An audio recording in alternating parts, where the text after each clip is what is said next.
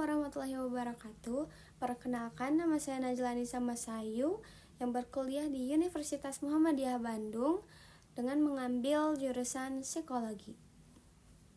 Selamat datang di video pengajaran tentang psikologi umum. Pada sesi ini, kita akan menyelami dunia psikologi, memahami struktur dan mazhab-mazhab penting, serta aplikasinya dalam kehidupan sehari-hari. Oh iya, kita flashback dulu ya. Aku itu masuk jurusan psikologi karena aku tuh tertarik banget sama ilmu pernyataan. Ilmu pernyataan yaitu tentang body language, micro expression yang kayak gitu, guys. Itu tuh menurut aku seru banget ya kalau belajar ilmu psikologi itu sangat seru banget. Soalnya kita tuh dalam tiap pertemuan mata kuliah pasti aja selalu kayak, oh itu ternyata kayak gini ya, oh itu kan ternyata kayak gitu, oh ternyata ini masuknya ke sini ya, tuh kayak gitu. Jadi kita tuh selalu dikasih surprise gitu tiap harinya tuh, tiap pertemuan mata kuliahnya itu. Jadi menurut aku ilmu psikologi itu sangat menyenangkan dan sangat-sangat worth it. Aku harap kalian juga bisa masuk ya ke psikologi. Aku harap kalian tertarik. Ayo. Lalu alasan yang kedua, aku masuk jurusan psikologi ini, aku tuh pengen ngebantu orang-orang di sekitar aku dengan ilmu yang aku sudah pelajari gitu. Oh iya, lalu ada satu lagi alasannya, karena disuruh mama. Aku disuruh ibu aku masuk sini karena beliau pengen aku bisa menjaga diri sendiri, menghargai diri sendiri, dan akan tahu bagaimana mencegah hal-hal buruk yang terjadi gitu, guys. Nah, udah cukup ya basa-basinya, langsung kita lanjut aja ke pembahasan. Nah, kalau aku bilang psikologi, yang ada di benak kalian tuh apa? Peramal, cenayang, atau apa? Di sini kita akan ngebahas seputar psikologi ya. Nah, psikologi itu ilmu yang mempelajari tentang pikiran, perilaku, dan pengalaman manusia.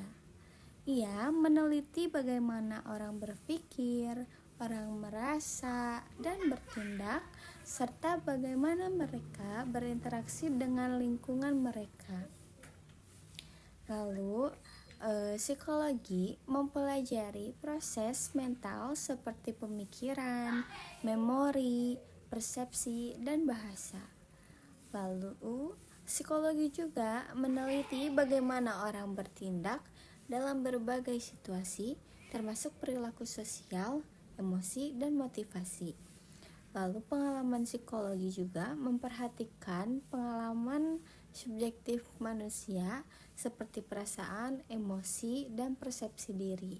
Nah, tujuan utama psikologi adalah untuk memahami, menjelaskan, memprediksi, dan mengontrol perilaku manusia. Nah, pengaplikasiannya itu dengan cara mulai dari membantu orang mengatasi masalah mental hingga meningkatkan kinerja di tempat kerja. Banyak banget ya kegunaan psikologi itu, apalagi generasi sekarang, Gen Z. Banyak banget yang kayaknya ya butuh wawasan yang lebih tentang kesehatan mental. Apalagi generasi sekarang tuh banyak banget kayaknya yang butuh banget someone to talk gitu kan. Dia tuh butuh tempat cerita, masa-masa yang lagi goyah-goyah gitu loh sekarang itu. Nah, udah cukup ya basa-basinya, langsung kita lanjut aja ke pembahasan. Mata kuliah psikologi umum adalah mata kuliah pengantar yang memperkenalkan konsep dasar dan ruang lingkup ilmu psikologi. Mata kuliah ini memberikan pemahaman tentang bagaimana manusia berpikir, merasakan, dan berperilaku, serta interaksi mereka dengan lingkungan dan sesama. Dalam perkuliahan ini dibahas mengenai konsep-konsep dasar mengenai psikologi sebagai ilmu, pendekatan-pendekatan dalam ilmu psikologi, mekanisme psikologis dalam perilaku, perkembangan individu, sensasi dan persepsi, proses belajar, motivasi dan emosi, intelijensi dan tes psikologi, kepribadian dalam mazhab-mazhab, serta dan penyesuaian diri. Perkuliahan ini juga mengkaji isu-isu dan wacana mutakhir mengenai psikologi yang sedang berkembang di masyarakat. Nah, di sini kita akan membahas mazhab psikologi. Apa sih mazhab psikologi? Yaitu berbagai aliran atau perspektif pemikiran dalam ilmu psikologi yang menjelaskan perilaku dan pengalaman manusia. Beberapa mazhab psikologi terkenal antara lain adalah psikoanalisa, behaviorisme, humanistik, kognitif, dan biologis. Yang pertama ada psikoanalisis. Nah, psikoanalisis ini teori dan teknik yang dikembangkan oleh Sigmund Freud untuk memahami dan menjelaskan kepribadian manusia serta untuk mengobati gangguan psikologis. Lalu teori ini menekankan peran pengalaman masa anak-anak, khususnya emosi dan konflik dalam membentuk kepribadian dan perilaku seseorang. Psikoanalisis juga merupakan metode terapi yang bertujuan untuk membawa pikiran dan perasaan terpendam di alam bawah sadar dalam kesadaran sadar atau dari unconscious ke conscious. Lalu ada aspek utama dalam teori psikoanalisis, yaitu ada struktur kepribadian. Struktur kepribadian itu ada, menurut Freud, terbagi menjadi 3, yaitu id, ego, dan superego. Oke, kita bahas satu-satu ya. Nah, untuk yang id yaitu bagian kepribadian yang bersifat instinktif, didorong oleh dorongan biologis dan keinginan untuk memperoleh kepuasan. Nah, atau secara singkat atau secara garis besarnya, id itu bisa saja disebut nafsu. Oke. Nah, karena berinstinktif ya, nafsu itu ingin dipuaskan kan. Nah, gitu guys. Lalu yang kedua ada ego. Nah, ego itu bagian kepribadian yang berfungsi sebagai perantara antara id dan superego serta lingkungan eksternal. Nah, ego berusaha untuk memenuhi keinginan id secara rasional dan realistis. Nah, lalu yang ketiga ada superego. Bagian kepribadian yang mewakili nilai-nilai moral dan norma-norma masyarakat yang dipelajari dari orang tua dan masyarakat. Jadi secara garis besar, kalau superego itu adalah nilai moral kita. Nah, jadi contohnya kayak gini. Aku misalnya tuh id kita tuh pengennya tuh tidur aja gak usah sholat gitu ya. Terus ego tuh menjembatani antara superego dan id ya. Nah, si superego tuh bilang ke ego, tapi kan sholat itu wajib, gak boleh ditinggalin. Kalau ditinggalin nanti kamu jadi dosa, masuk neraka, katanya gitu. Nah, dikasih tau lah ke ego, lalu ego ngasih tahu ke id, gitu guys. Jadi kalau ego itu pikiran kita secara rasional, jadi ego itu pilihan kita. Jadi kita tuh mau ngikutin super ego kita atau mau ngikutin id kita. Jadi secara gampangnya kayak gitulah ya. Nah, lalu ada teori pendekatan kedua atau mazhab yang kedua, yaitu humanistic existential. Nah, humanistic existential adalah sebuah pendekatan dalam psikoterapi yang menggabungkan konsep-konsep humanistik dan eksistensial. Nah, pendekatan ini menekankan pada kebebasan, tanggung jawab, pencarian makna, dan pengalaman subjektif individu.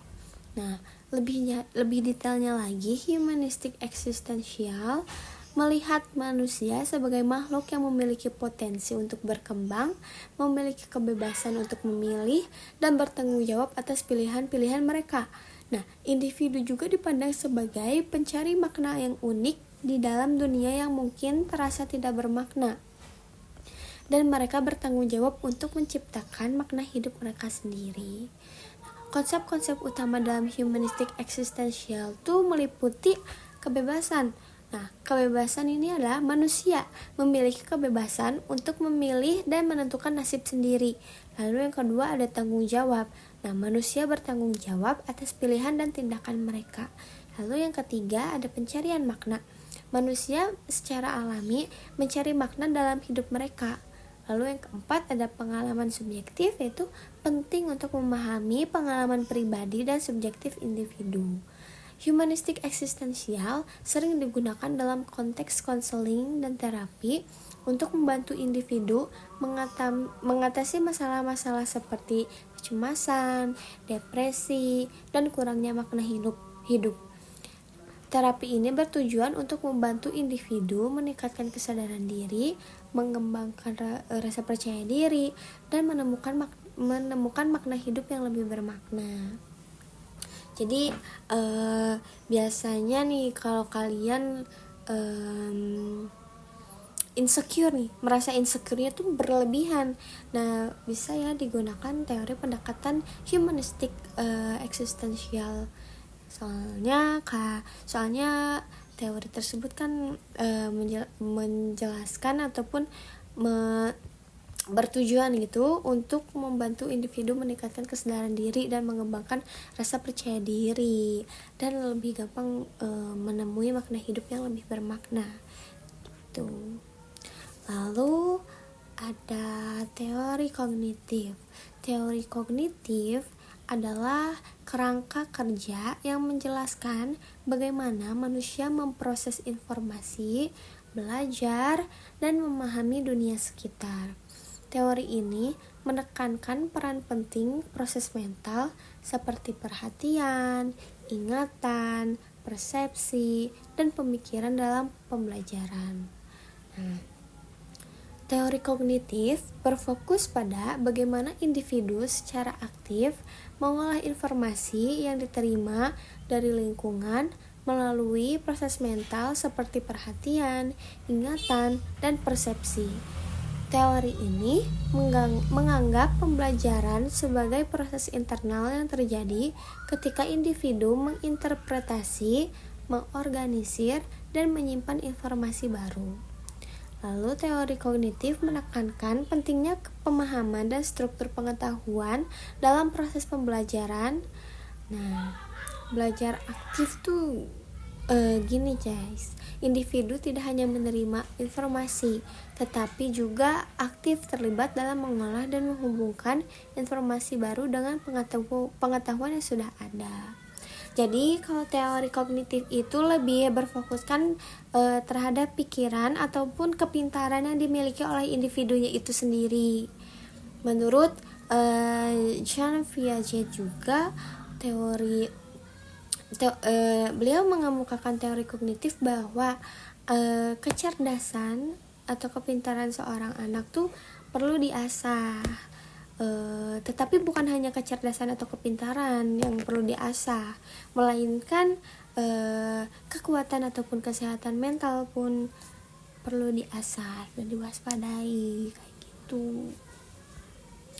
Lalu ada teori biologis. Nah, dalam psikologi atau juga dikenal sebagai biopsikologi atau neuropsikologi.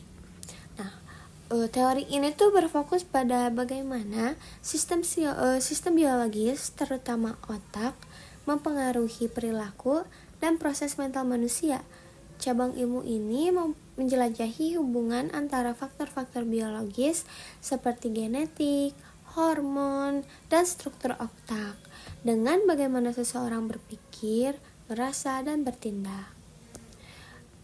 fokus pada sistem biologis, teori biologis ini menganggap bahwa perilaku dan proses mental dipengaruhi oleh berbagai sistem biologis dalam tubuh, khususnya otak, genetik dan hormon nih. Kalau genetik dan hormon dalam teori biologis ini menyelidiki bagaimana gen dan hormon dapat mempengaruhi perilaku dan proses mental. Contohnya nih, kecenderungan agresivitas bisa diwariskan melalui genetik atau dipengaruhi oleh hormon. Lalu teori biologis meneliti bagaimana struktur dan fungsi otak seperti neuron, neurotransmitter, dan wilayah otak tertentu berperan dalam berbagai perilaku dan proses mental. Lalu biopsikologi ini membantu memahami bagaimana kondisi biologis dapat mempengaruhi kesehatan mental dan perilaku, serta bagaimana intervensi medis atau psikologis dapat membantu kondisi tersebut. Nah, lalu kita masuk ke teori yang terakhir ya, yaitu teori behavioristik atau behaviorisme.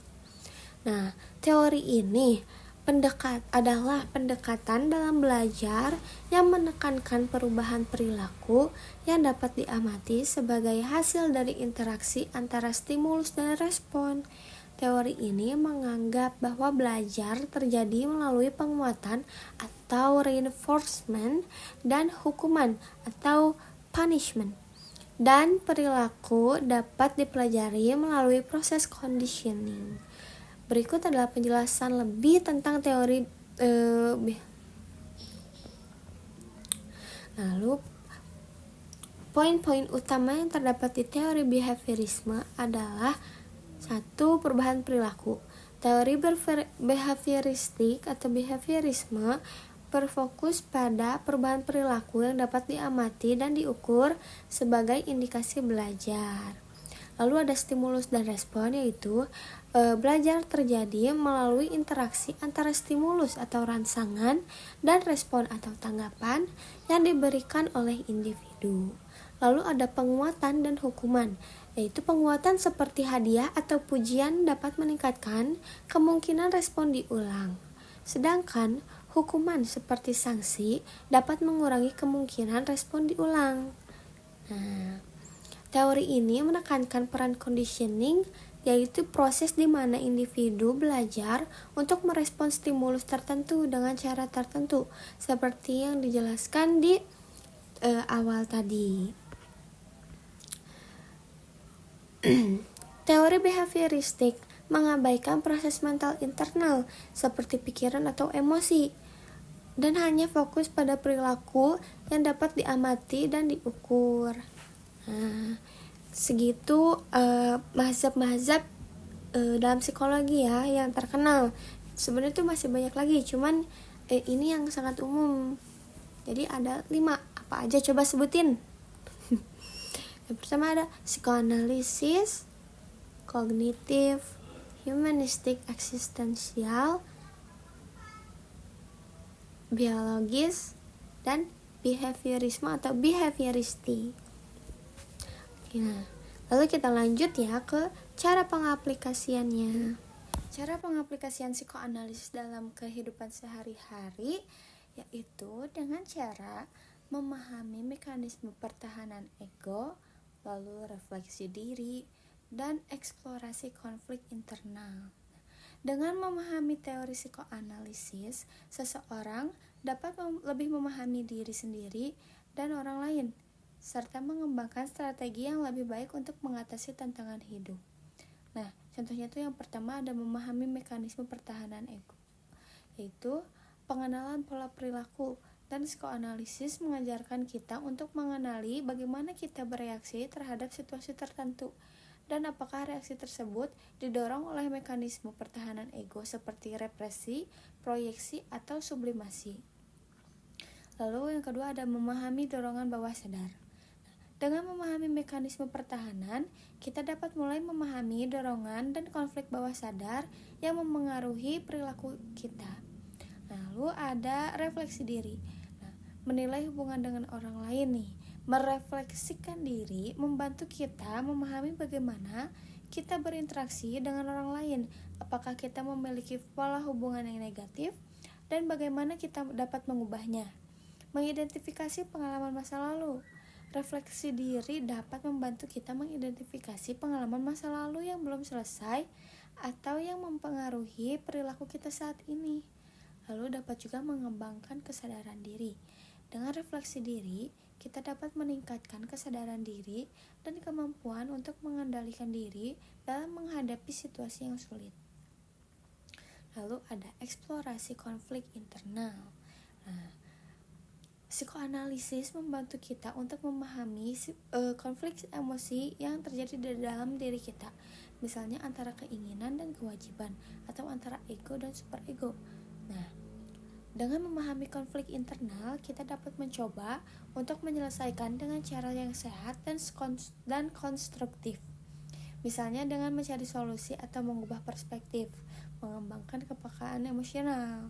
Nah, dapat meningkatkan kepekaan emosional kita terhadap diri sendiri dan orang lain. Nah, contoh-contoh penerapannya itu ya, yang pertama ada mengatasi kecemasan. Dengan memahami mekanisme pertahanan ego, seseorang dapat belajar untuk mengatasi kecemasan yang dialami. Misalnya dengan mengenali bahwa cemas karena tidak ingin menunjukkan kelemahan diri. Lalu yang kedua ada membangun hubungan yang lebih baik.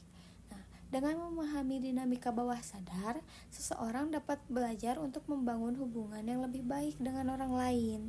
Misalnya nih, dengan lebih terbuka dan jujur. Lalu yang ketiga ada mengembangkan diri secara lebih positif.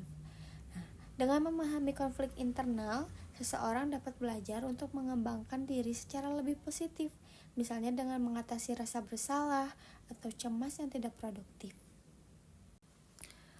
Lalu ada pengaplikasian pendekatan humanistik eksistensial di kehidupan sehari-hari. Nah, fokus pada peningkatan kesadaran diri, kebebasan memilih, dan tanggung jawab atas pilihan yang diambil, serta pemaknaan akan eksistensi diri. Ini melibatkan menerima bahwa hidup adalah pilihan yang bebas, tanggung jawab atas konsekuensi pilihan, dan pencarian makna dalam hidup. Berikut cara menerapkan pendekatan ini ya. Yang pertama, peningkatan kesadaran diri ataupun dengan cara refleksi diri, yaitu luangkan waktu untuk merenungkan pengalaman, perasaan, dan tujuan hidup. Ini tuh sangat membantu ya dalam memahami diri sendiri lebih dalam dan mencari makna dalam perjalanan hidup. Jadi kita tuh me time gitu, kapan-kapan kita me time, luangkan waktu buat diri sendiri, entah itu kita main keluar atau sekedar di rumah untuk membaca buku atau ataupun apa gitu, pokoknya agar kita tahu apa yang sebenarnya kita mau gitu. Jadi kita bisa lebih memahami diri kita sendiri. Lalu yang kedua ada kebebasan memilih dan tanggung jawab. Nah, ataupun mengambil keputusan dengan kesadaran. Nah, hindari membuat keputusan berdasarkan tekanan eksternal atau rasa takut. Pilihlah tindakan yang selaras dengan nilai dan tujuan, meskipun itu berarti menghadapi konsekuensi. Jadi kalian tuh kalau ngambil keputusan, jangan karena ngikutin teman atau karena dipaksa sama orang, misalnya nanti kamu harus pilih nomor ini ya biar kita sama. Nah, nggak usah. Yakinlah pada diri kamu sendiri, karena apapun konsekuensinya pasti yang, atau apapun akibatnya pasti yang nanggungnya tuh diri kamu sendiri. Jadi kita harus pintar-pintar dalam memilih atau melakukan tindakan. Oke. Lalu yang ketiga ada pencarian makna dan pemaknaan, seperti menemukan tujuan hidup gitu. Nah, jadi kita tuh harus mengidentifikasi apa sih yang benar-benar membuat kita tuh merasa hidup dan bermakna gitu.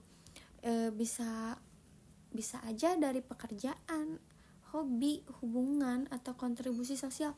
Jadi bisa aja kita tuh merasa kita tuh hidup ataupun hidup aku tuh lebih bermakna kalau aku tuh main nih sama teman-teman aku gitu, ataupun bertemu dengan pacar ataupun suami gitu, ataupun hobi gitu.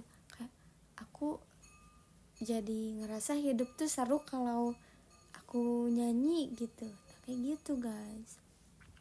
Lalu yang keempat ada hubungan dengan orang lain dalam masalah empati dan penerimaan ya. Nah, kita tuh harus menerima perbedaan dan kekurangan orang lain. Nah, empati dan berupayalah untuk memahami perspektif mereka. Jadi kita tuh harus menerima kekurangan orang lain. Jika nih kita kerja kelompok, si dalam salah satu anggota kelompok kita tuh dia tuh gak bisa menggunakan laptop karena laptopnya rusak, ataupun karena dia gak punya laptop jadi dia gak bisa ngetik di laptop. Nah, kita tuh jangan langsung kayak ngejudge, ih dia mah gak kerja, jangan. Soalnya kan kita harus tahu kondisi dia yang sebenarnya kayak gimana. Karena dia tidak ada laptop, jadi kita harus pinjamkan laptop biar dia juga bisa mengerjakan, ataupun kita pun jadinya tidak memikir kalau dia nggak kerja gitu, kayak gitu guys. Jadi belajar menerima kekurangan orang lain. Lalu ada komunikasi yang jujur. Nah, komunikasikan kebutuhan dan perasaan Anda secara jujur dan terbuka. Nah, ini tuh membantu membangun hubungan yang lebih kuat dan bermakna. Jadi kalau kita tuh ada istilah kalau hubungan itu kuncinya komunikasi, tapi itu emang beneran real guys. Kayak kalau kita nggak ada komunikasi sama sekali nih dalam hubungan, terus amit-amitnya kayak semisalnya kalau kita tuh tahu kabar dia atau kabar orang yang kita sayang atau yang kita pengen tahu kabarnya, tapi kitanya tahunya dari orang lain, kan itu sakit hati ya, dan itu juga bisa memicu pertengkaran yang hebat. Nah, jadi komunikasi itu sangat penting guys, jangan lupa. Nah, untuk kesimpulannya yaitu secara keseluruhan mazhab-mazhab dalam psikologi memberikan sudut pandang yang beragam dalam memahami perilaku dan proses mental manusia. Mazhab behavioristik menekankan pada pentingnya perilaku yang dapat diamati dan peran lingkungan dalam membentuk respon individu. Sementara itu, mazhab psikodinamik atau psikoanalisis lebih fokus pada dinamika bawah sadar serta pengaruh pengalaman masa kecil dalam pembentukan kepribadian. Lalu ada pendekatan humanistik eksistensial, menekankan potensi manusia, pencarian makna hidup, dan kebebasan untuk menentukan arah hidupnya sendiri. Lalu ada mazhab kognitif, yaitu memandang manusia sebagai pemroses informasi yang aktif dengan perhatian pada proses berpikir, mengingat, dan mengambil keputusan. Lalu sedangkan pendekatan biologis melihat perilaku sebagai hasil dari proses biologis seperti aktivitas otak, sistem syaraf, dan faktor genetik. Nah, jadi proses-proses pendekatan ataupun mazhab dalam psikologi itu semuanya sangat berguna dan bisa diaplikasikan dalam kehidupan sehari-hari. Oke, cukup sekian dari saya. Semoga kita bertemu lagi. Wassalamualaikum warahmatullahi wabarakatuh. See you guys. Lalu pendekatan kognitif dalam pembelajaran itu bisa dengan cara guru memerintah muridnya untuk berdiskusi atas sebuah kasus ataupun sebuah materi pembelajaran pada hari kemarinnya ataupun hari itu. Setelah berdiskusi guru-guru dan siswa melakukan sesi tanya jawab. Nah, itu tuh mengasah kognitif kita atau pikiran kita atau kepintaran kita guys. Nah, keterampilan kognitif seperti memori, pemecahan masalah, dan penalaran sangat penting soalnya dalam kehidupan sehari-hari. Penerapannya dilihat dalam aktivitas seperti belajar, bekerja, bermain, dan bahkan kegiatan sederhana seperti memasak atau mengemudi. Contoh-contohnya tuh ada belajar nih. Pertama belajar ya. Kognitif ini membantu dalam memahami materi, mengingat informasi, dan menyelesaikan tugas sekolah atau pekerjaan. Nah, seperti yang tadi aku mention di awal, cara guru-guru dengan cara mengasah teori kognitif itu dengan cara berdiskusi ataupun ada sesi tanya jawab. Nah, lalu yang kedua ada pemecahan masalah. Yaitu pemecahan masalah, pengambilan keputusan, dan penalaran logis dibutuhkan dalam berbagai pekerjaan, mulai dari pekerjaan kantor hingga pekerjaan yang memerlukan keterampilan khusus. Lalu ada kreativitas yang ketiga, yaitu kognitif mendukung ide-ide baru dan solusi kreatif dalam berbagai bidang termasuk seni, teknologi, dan bisnis. Lalu ada interaksi sosial, yaitu memahami bahasa, komunikasi, dan emosi orang lain, serta merespon dengan tepat, juga melibatkan fungsi kognitif. Lalu ada yang terakhir nih, kegiatan sehari-hari. Kognitif berperan dalam aktivitas seperti membaca, menulis, membuat rencana, dan bahkan kegiatan sederhana seperti mengemudi, memasak, dan bermain catur. Nah, jadi teori kognitif itu lebih memainkan peran otak ataupun kepintaran, mengasah otak gitu loh guys. Jadi, gitu. Nah, lalu ada behaviorisme atau behavioristik, yaitu teori belajar yang berfokus pada perubahan perilaku sebagai hasil dari interaksi antara stimulus dan respon. Pengaplikasiannya di kehidupan sehari-hari bisa dilihat dalam banyak aspek, seperti dalam pendidikan, pengasuhan anak, bahkan interaksi sosial. Contohnya di lingkungan pendidikan yaitu penggunaan hadiah dan hukuman atau reward and punishment. Nah, misalnya nih, guru memberikan hadiah atau reward ya dalam bentuk hadiah kepada siswa yang berhasil menyelesaikan tugasnya dengan baik, dan sebaliknya guru tersebut memberikan hukuman atau punishment kepada siswa yang tidak mengikuti aturan di kelas. Nah, lalu di lingkungan keluarga atau pengasuhan anak, orang tua dapat menggunakan metode behaviorisme untuk membentuk perilaku yang diinginkan pada anak, seperti memberikan hadiah untuk perilaku positif atau hukuman untuk perilaku negatif. Nah, lalu ada pembentukan kebiasaan.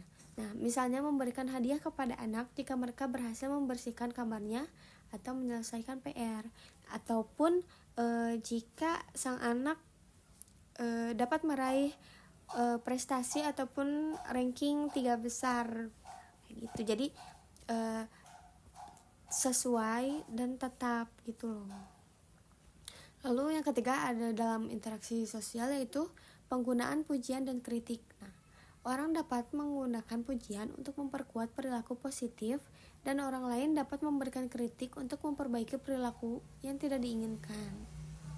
Jadi agar si orang tersebut melakukan hal yang positif atau hal yang benar lagi, kita harus memberikan saran ataupun bukan saran, pujian. Nah, sehingga orang yang mendapatkan pujian itu dia tahu kalau ternyata hal yang saya lakuin benar dan orang-orang sangat suka gitu. Jadi dia akan melakukan hal positif tersebut. Sedangkan kebalikannya, jika kita mengkritik orang tersebut pasti akan memikirkan, sepertinya orang-orang pada gak suka kalau saya melakukan ini. Saya akan berusaha untuk berhenti melakukannya, kayak gitu guys. Nah, dengan memahami prinsip-prinsip behaviorisme atau behavioristik, kita dapat lebih efektif dalam mengaplikasikannya di kehidupan sehari-hari untuk membentuk perilaku yang diinginkan, baik pada diri sendiri maupun pada orang lain. Nah, lalu ada teori psikologi biologis ataupun yang dikenal dengan biopsikologi. Nah, teori ini fokus pada bagaimana faktor biologis seperti otak, gen, dan hormon mempengaruhi perilaku dan pengalaman manusia. Nah, dalam kehidupan sehari-hari, pengetahuan tentang teori ini dapat membantu kita memahami diri sendiri dan orang lain, serta membuat keputusan yang lebih efektif dalam berbagai bidang. Nah, contohnya nih, yang pertama dalam memahami perilaku ataupun kecemasan. Nah, teori biologis dapat membantu kita memahami peran otak, khususnya amigdala dan sistem syaraf otonom dalam merespon kecemasan. Dengan memahami mekanisme ini, kita dapat mengembangkan strategi pengelolaan kecemasan yang lebih efektif, seperti latihan pernapasan ataupun teknik relaksasi. Nah, lalu jika depresi nih, pengetahuan tentang peran neurotransmitter seperti serotonin dan dopamin dalam depresi dapat membantu kita memahami mengapa beberapa orang lebih rentan terhadap depresi dan bagaimana terapi obat-obatan atau terapi perilaku dapat membantu. Lalu yang ketiga ada gangguan tidur atau insomnia. Nah, teologi biologis juga membantu kita memahami peran siklus tidur dan hormon seperti melatonin dalam regulasi tidur. Nah, dengan memahami mekanisme ini, kita dapat mengembangkan kebiasaan tidur yang lebih baik, seperti menjaga jadwal tidur yang teratur dan menghindari kafein sebelum tidur. Lalu ada dengan cara menyelesaikan masalah nih. Yang pertama ada konsentrasi nih. Pengetahuan tentang peran otak dalam fungsi kognitif seperti konsentrasi dapat membantu kita mengoptimalkan lingkungan dan gaya hidup yang mendukung konsentrasi, seperti mengurangi distraksi, tidur yang cukup, dan olahraga yang teratur. Lalu yang kedua ada belajar. Nah, teori biologis juga menjelaskan bagaimana otak belajar dan menyimpan informasi, seperti peran sinaps dan neurotransmitter. Dengan memahami mekanisme ini, kita dapat mengembangkan strategi belajar yang lebih efektif, seperti belajar dalam kelompok, membuat catatan, dan mengulangi materi. Lalu yang terakhir ada berpikir kreatif. Nah, penelitian menunjukkan bahwa kreativitas dipengaruhi oleh berbagai faktor, termasuk otak, lingkungan, dan pengalaman. Dengan memahami peran faktor-faktor ini, kita dapat mengembangkan kreativitas kita melalui latihan, eksplorasi, dan pengembangan diri. Nah, untuk kesimpulannya yaitu, secara keseluruhan, mazhab-mazhab dalam psikologi memberikan sudut pandang yang beragam dalam memahami perilaku dan proses mental manusia. Mazhab behavioristik menekankan pada pentingnya perilaku yang dapat diamati dan peran lingkungan dalam membentuk respon individu. Sementara itu, mazhab psikodinamik atau psikoanalisis lebih fokus pada dinamika bawah sadar serta pengaruh pengalaman masa kecil dalam pembentukan kepribadian. Lalu ada pendekatan humanistik eksistensial, menekankan potensi manusia, pencarian makna hidup, dan kebebasan untuk menentukan arah hidupnya sendiri. Lalu ada mazhab kognitif, yaitu memandang manusia sebagai pemroses informasi yang aktif dengan perhatian pada proses berpikir, mengingat, dan mengambil keputusan. Lalu sedangkan pendekatan biologis melihat perilaku sebagai hasil dari proses biologis seperti aktivitas otak, sistem saraf, dan faktor genetik. Nah, jadi proses-proses pendekatan ataupun mazhab dalam psikologi itu semuanya sangat berguna dan bisa diaplikasikan dalam kehidupan sehari-hari. Oke, cukup sekian dari saya. Semoga kita bertemu lagi. Wassalamualaikum warahmatullahi wabarakatuh. See you guys. Ini sekarang sih dulu.